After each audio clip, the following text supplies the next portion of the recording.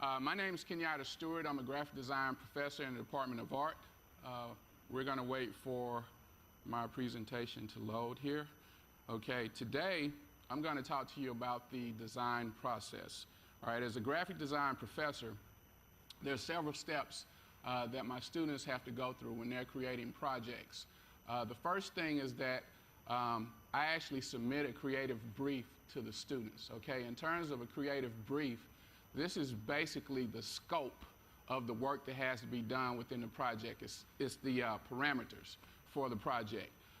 Once the students have a solid understanding of the scope of work for the project, they actually move on to the research phase. Okay?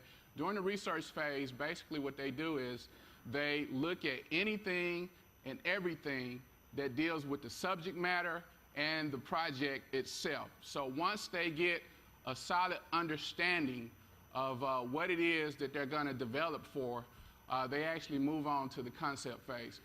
If I step back though, 1 second, I would like to say in terms of research, this is probably one of the most important phases of the design process, because if you don't fully understand what it is that you're designing for, well, it's kind of hard to communicate what it is you're trying to represent as a visual artist, right? We're visual communicators, okay, visual scientists. So definitely the research process is quite important in terms of what you're going to design for. So you really need to know what it is you're going to do, how you're going to do it, and what it encompasses in terms of just the totality, right, of the actual project.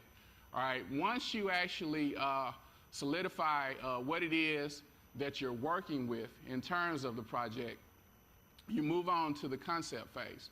In the concept phase, basically what you do is you brainstorm, you do thumbnail sketches, things of this nature to basically work out a direction for your project, right? You work out a direction for your project. Once you come to a solid direction for your project, you move on to the design phase. Okay, obviously in terms of the design phase, this is when you sit down at the computer and you start developing based on the direction that you come up with. You refine and refine your design until you get down to the essence of what it is you're trying to communicate to the viewer, whatever demographic, whatever this project or whatever this design project is that you're trying to complete. And so basically that leads you to the final project, okay, the final design project. All of these things are generally done in terms of students in the classroom setting, right? You have access to computers, you have access to your software, should I say. You have access to peripherals such as like scanners, printers, things of this nature. Also, you have access to the internet, okay? But what if you don't have access to this classroom environment? What do?